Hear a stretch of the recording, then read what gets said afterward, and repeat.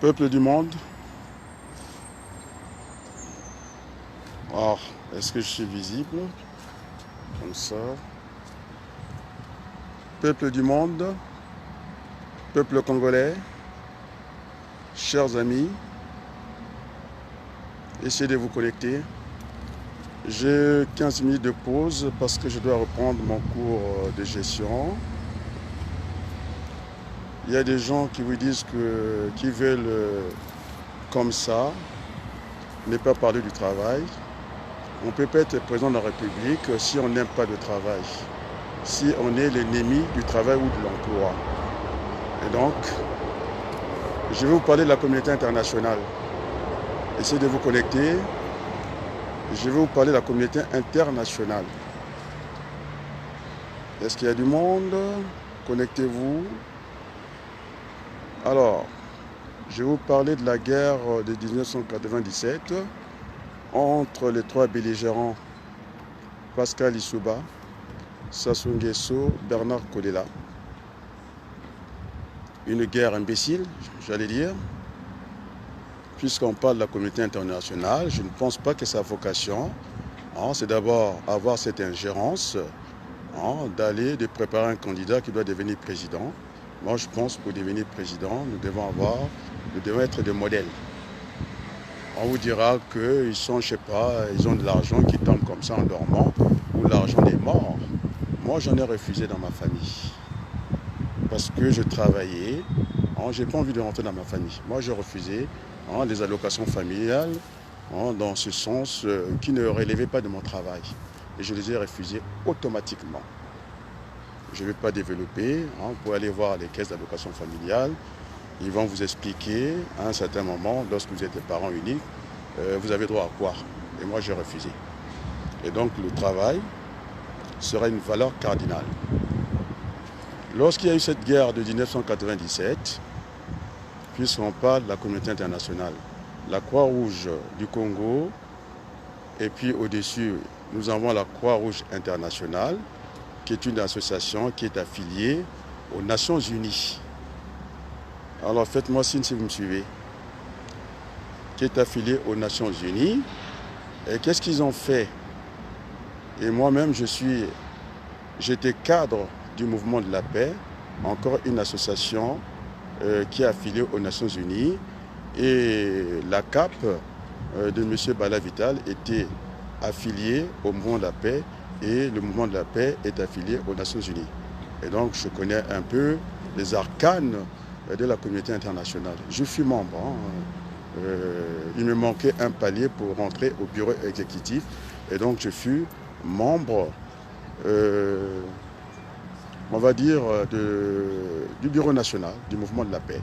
J'avais embarqué avec moi les Tungamageni que vous connaissez. Et je connais un peu. Et donc, pour être membre du bureau exécutif, déjà puisqu'on parle des fonds, la communauté internationale pouvait financer, c'est faux parce que l'ONU va chercher l'argent au Congo et n'a pas l'argent déjà pour ses fonctionnaires. Et donc, au niveau du mouvement de la paix, il y avait à peine un salaire et demi, on va dire. Les autres qui étaient dans le bureau exécutif, c'était des membres bénévoles. Et donc, quand on vous dit que la communauté internationale va financer comme ça, alors ça m'étonne un peu. Enfin, je reviens sur la Croix-Rouge. Qu'est-ce que la Croix-Rouge a fait au Congo? Parce qu'il n'y avait plus moyen d'avoir des nouvelles de nos parents. Ils se sont constitués en bureau de la poste. C'est-à-dire qu'ils ont fait le travail postal. Ils ont récupéré des lettres de nos parents. Et ça, il faut que le monde entier le sache. Ceux qui veulent parler de la communauté internationale, ils ne sont pas les premiers. J'en sors d'ailleurs. Je suis membre du mouvement de la paix au bureau national. Il manquait juste un palier. Et il n'y avait qu'un salarié et demi là-dedans. Les autres, nous étions des bénévoles. Ceux qui étaient au bureau exécutif. Alors la communauté internationale qui va financer je ne sais pas quel candidat, qui ne veut pas travailler. Moi, je suis au travail. J'ai 15 minutes, je repars en cours. Et comment ça s'est passé? Vos lettres pendant la guerre de 97, ceux qui ont reçu les lettres, moi j'en avais reçu. J'étais le seul Congolais à ne pas être content. Et je me suis embarqué à la Croix-Rouge française dans le 8e arrondissement, pas très loin du palais de l'Élysée, parce que je savais que le prophète Gentilini avait de bonnes relations avec Jacques Chirac et que c'est Jacques Chirac qui va installer Denis Sassou Nguesso. Alors je lui demandais, ce n'est pas la peine d'utiliser votre fonds de commerce, de montrer que vous êtes des humanistes. Vous ne l'êtes pas, parce que ça vous profite. Et donc les lettres étaient lues à Genève. S'il y a doute, j'ai parlé de Gentilini qui m'a esquivé dans son bureau, parce qu'il ne voulait pas me recevoir, parce que j'étais parti pour lui dire les 4 vérités. Donc vos lettres, la Croix-Rouge est venue pendant la guerre, faire ce service postal, il fallait être gentil dans la lettre, tout se passe bien pendant la guerre, on mange, alors que les gens mangeaient tout et n'importe quoi. Et donc vos lettres étaient lues, censurées, j'ai dit. Je parle, s'il y a doute, hein, alors je connais les arcades, les lettres ont été lues à Genève, c'est ça la communauté internationale, été lues à Genève, après ça transite par la Croix-Rouge, c'est-à-dire la Croix-Rouge congolaise, avec la Croix-Rouge française qui était sur place, sont allés voir les parents pour rédiger, pour nous donner les nouvelles, nous à Paris, parce qu'il y avait 3 triomphes. Hein, il y avait juste à s'entendre, le dialogue. Eh bien, ils ont mis le pays à feu et à sang, ou l'inverse, si vous voulez, en tout cas, le sang a coulé au Congo. Et donc, vos lettres étaient lues à Genève. Il y avait la censure. Alors, s'il y a doute, alors, vous qui êtes connus dans le monde des médias, alors j'aimerais avoir le face-à-face avec le professeur Gentilini, aujourd'hui à la retraite. Alors ce n'est pas la peine de venir amuser des gens comme ça. Je suis cadre dans cette communauté internationale. Je me suis déplacé souvent avec le mouvement de la paix. S'il y a doute, vous demandez Tungamani. C'est moi qui les ai embarqués. Et comment? Je vais donner des noms pour qu'il n'y ait pas de doute. Lorsque la guerre éclate au Congo, j'habitais encore à Blainmesnil, je suis allé voir Madame Georgina Buffet, ministre de la Jeunesse et Sport. C'est ça qu'on appelle les réseaux. Il dit, écoute, là, la position qui est la mienne, je préfère t'envoyer à une association qui est liée directement avec les Nations Unies. Donc, c'était le moment de la paix où j'ai embarqué les Tungamani. C'est ça la communauté internationale qui va vous donner l'argent. Mais la communauté internationale, les secrétaires généraux, on les a vus défiler au Congo. Et d'ailleurs, ce n'est pas sa vocation. Il faut qu'on arrête un peu les plaisanteries. Moi, je me suis levé le matin. J'ai 15 minutes, je repars en cours. Alors, je demande encore aux gens qui viennent me salir inutilement la page. Ce n'est pas la peine. Il faut construire votre débat. Et je veux dire au peuple congolais, ce n'est pas la peine qu'on vous maintienne en émotion. Il ne se passera rien le 5 juillet. Parce que la gestion de M. Denis Sassou Nguesso, c'est la mauvaise gouvernance. C'est le FMI qui va perdre sa crédibilité. Parce que quand on parle de bonne gouvernance, on ne peut pas venir, on ne peut pas créer un État mboshi, c'est-à-dire qu'on est parti de l'État-nation, on a basculé tout doucement dans l'État ethnie mboshi. Et donc, il vient pour la dette souveraine. Mais elle va la prendre comment? Il faut qu'on nous explique quand l'armée régulière, qui a une fonction régalienne, qui rentre dans le pool, qui casse tout, et on vient demander l'argent pour tous les Congolais, et après on fait la fête à Oyo. Moi j'attendais ces décisions, c'était un non-événement. Même si on donnait à Denis Sassou Nguesso tout l'argent de la terre, et comme le tonneau est percé de partout, ce qu'on a dit, les tonneaux de Danaïde, l'économie du Congo n'est pas bâtie, c'est-à-dire elle n'est pas assise, eh bien, ce sera ce même tonneau, percé là-haut et partout. Et donc c'est un non-événement. Ce n'est pas la peine de prendre des Congolais par émotion, d'attendre. Ce n'est pas un événement. Mais ça fait 40 ans que ça soit là. Et il ne sait pas, puisqu'on aura des candidats qui ne connaissent pas la valeur du travail. Il y a une différence entre l'emploi et le travail. On crée les richesses par le travail. C'est-à-dire qu'il faut savoir se lever le matin. Les emplois, on peut les multiplier. Il y a qu'un Noki, et c'est ça qui a déformé les finances publiques de notre pays. Bon, vous voyez, c'est un direct rapide comme ça. Je dois repartir en cours, nécessairement. Je suis sur un logiciel très difficile que je dois faire basculer en gestion de stock. Il y a tous ces référencements. Voilà, le travail, ça fait plaisir. Moi, j'ai refusé les allocations familiales dans un cadre spécifique. C'était un droit, je n'ai pas voulu parce que je travaille. Et donc, si vous voulez, qu'on discute dossier par dossier, et je suis prêt à discuter. Maintenant, pour revenir au tintamarre d'État, à ce tintamarre d'État, les gens, ils ont pris les stylos pour sortir, pour écrire. Je pense que... Est-ce que c'est un débat? Je ne pense pas qu'on sorte des stylos pour venir critiquer la pauvre femme. Elle a eu raison de montrer l'ambiance qui se passe en haut lieu. et puis ça reflète sur tout le reste du pays. Et donc, c'est un non-événement. Denis Sassou Nguesso, qu'il ait l'argent, qu'il n'ait pas l'argent, c'est pas ça.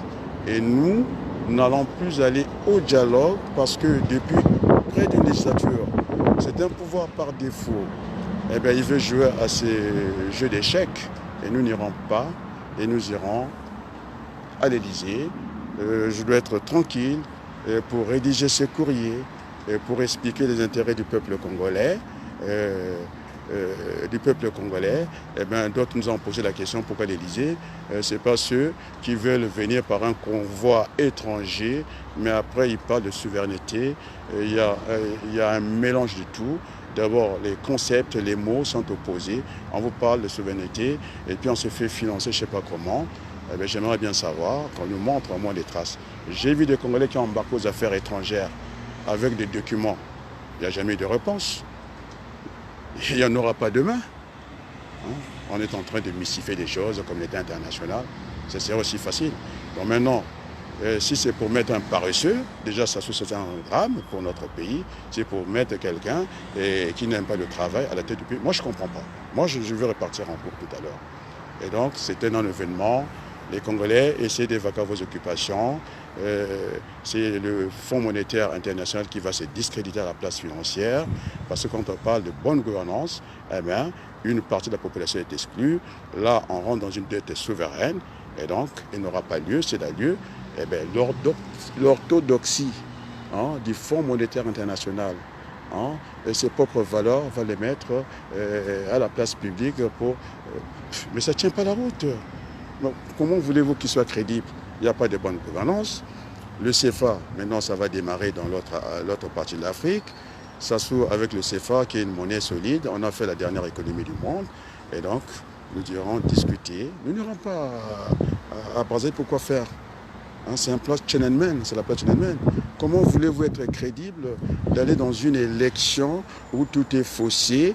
Vous avez cette partie du Nord, c'est des terrains vides, et c'est là où vous avez plus d'électeurs. Il y a quand même un problème. Il y a quand même au niveau un problème, au niveau de la démographie et des élections. Et donc, un homme sensé, sérieux, ne peut pas s'engager. La preuve, j'ai retiré ma candidature. Je pensais que les lignes devaient bouger, même pas bouger. J'ai même traversé les lignes. J'ai vu que rien ne peut se faire et c'est l'action de la force au Congo. Et moi, je pense que je ne suis pas un adepte du droit à la force. J'ai été bâti à l'école française de la force et du droit. Donc c'est différent. De temps en temps, il faut un peu inverser les mots. Et donc nous irons à l'Élysée parce que ce qui est bon, je vais le répéter 1000 fois, pour la Libye est bon pour le Congo. Ce qui est bon pour la Côte d'Ivoire est aussi bon pour le Congo. Eh bien, la politique est une science. Et donc, s'il n'y a pas d'Élysée pour nous, il n'y a pas Marcoussis, eh bien, nous trouvons entre les deux, en tout cas, avoir cette réunion, parce que nous avons des choses à discuter avec la France. Nous avons beaucoup d'intérêts, il y a le pétrole, cet avenir du franc CFA, beaucoup de choses. Bon, maintenant, ceux qui voulaient discuter des propositions, en dehors du franc CFA, qu'est-ce que nous mettrons? Nous mettons la coopération. Parce que dans le Maghreb, il n'y a pas le franc CFA. C'est là où on voit les tramways français circuler. Et donc, nous aurons ce vis-à-vis devant le gouvernement français, l'État français, pour expliquer nos desiderata. Parce que notre peuple planche, pas plus que hier. Un pays qui se développe avec des dons. Les 4 tours, les détours, c'est des Chinois. Mais l'argent du Congo est parti où? L'argent des générations futures. Et j'avais honte devant la télévision congolaise de voir le fameux monsieur Sylvain Villiard qui a fait embarquer l'ambassadeur du Canada. Il faut suivre l'actualité, ce n'est pas la peine de venir avec des petits sujets comme ça. Il a embarqué, je n'ai pas vu, c'est-à-dire que l'hôpital général est maintenant l'affaire des Canadiens. Mais j'avais dit qu'avant qu'il vienne dans ce Congo Zoba, il devait précéder le matériel et les matériaux pour pouvoir commencer son travail. Il s'est rendu compte, et l'histoire me donne raison, en si peu de temps. Il a embarqué l'ambassadeur du Canada qui a son domicile à Kinshasa. Ils ont fait un état des lieux Mais c'est extraordinaire. Mais moi, avant de prendre des fonctions, on fait un état des lieux. Et donc, M. Villard ne va pas réussir là où le défunt gendre de M. Denis Sassou Nguesso, mais M. Trimado, qui est un très bon cheminot, excellent, et donc ça ne pourra pas marcher. Ça ne va pas marcher. Et déjà là, je pense que M. Mouyokokani, comment on l'appelle, Jérémy, a bien limité la casse. Donc il faut commencer par le commencement. Il devait faire d'abord un inventaire, et c'est maintenant qu'après coup, il arrive. Et donc, voilà comment est géré le pays. Et nous allons changer la vie au Congo, et nous aurons cette discussion à l'Élysée. C'est le temps de préparer ce texte-là, et nous allons discuter parce que entre les pays, à l'ère de l'Internet, il n'y a plus de grands pays, il n'y a plus de petits pays.